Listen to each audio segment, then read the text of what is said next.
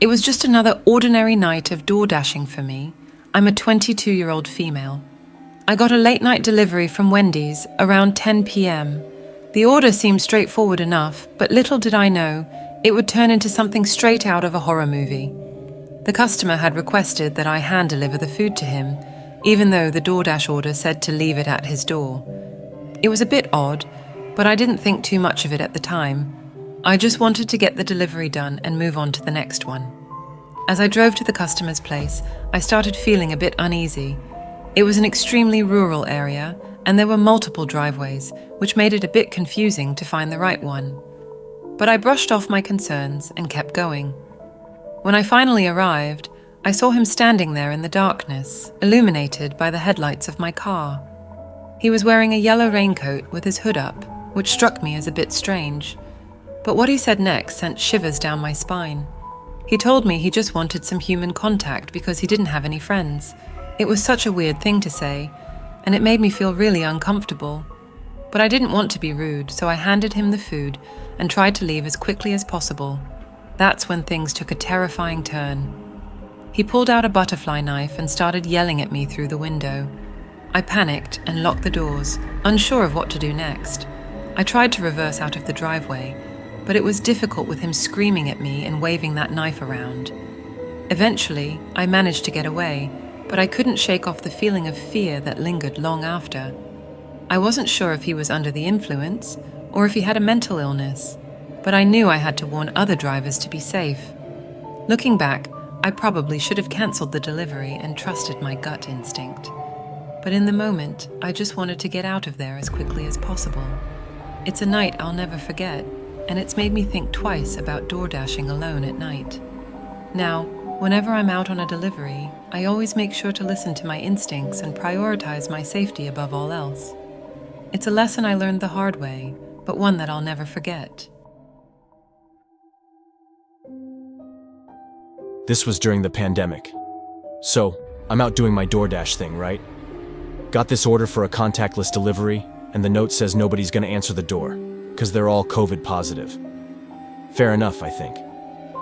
I roll up to the house, ready to drop off the grub, and what do I see? Some dude without a mask, strolling out like it's no big deal. Now, I'm not one to panic, but that got my heart racing. I leave the food on the porch like I'm supposed to, but the guy's reaching for it, bare-faced and all. I'm like, not today, buddy. I hightail it back to my car, feeling all kinds of uneasy. Who does that, you know? Fast forward a week, and I'm feeling like garbage. Chills, fever, trouble breathing. The whole shebang. As if being a smoker with asthma wasn't bad enough, now I'm sweating bullets, wondering if I caught the dang virus. So, I do what any responsible adult would do and get myself tested. But here's the kicker. I gotta tell my boss about the symptoms, which means no work for me. And let me tell you, it couldn't have come at a worse time. My job's already on shaky ground with the hours cut. And now this? Talk about a double whammy. As I wait for the test results, I can't help but think about that sketchy delivery. Did that maskless dude give me the virus? It's like something out of a nightmare, man. And the uncertainty? It's eating me alive. Finally, the call comes in, and guess what? Positive. COVID strikes again. Now I'm stuck in quarantine, wondering how the heck I'm gonna pay the bills. It's a real kick in the teeth, let me tell you. But here's the thing. I'm not the only one dealing with this crap. Plenty of other drivers are in the same boat, risking their health for a paycheck. It's messed up, but what can you do? So, yeah, that's my horror story.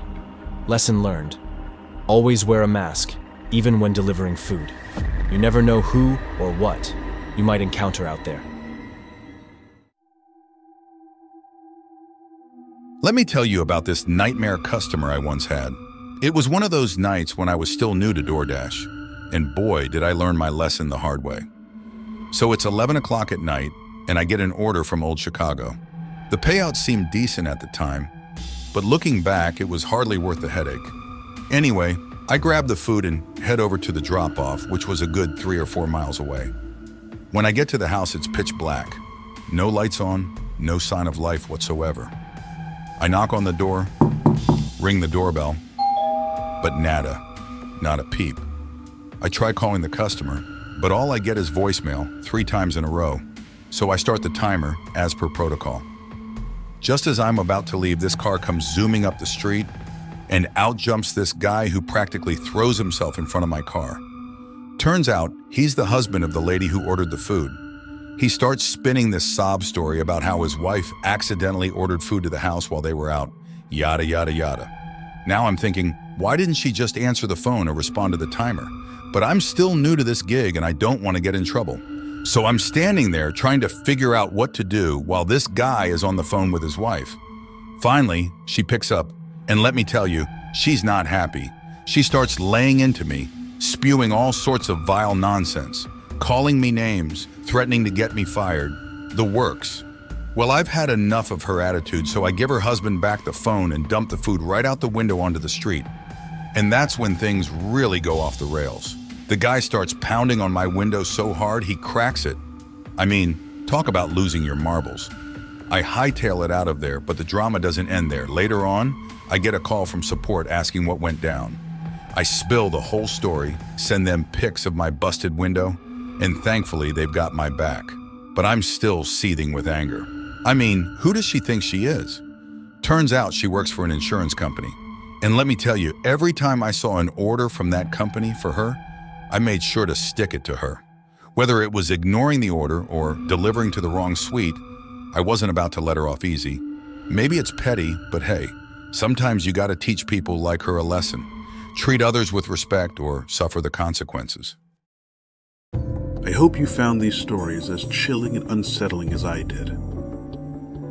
It's a stark reminder that sometimes reality can be stranger and more frightening than fiction. If you enjoyed these tales of suspense, make sure to hit that like button and subscribe for more spine-chilling content. This is your host, Nicholas Black. Until next time.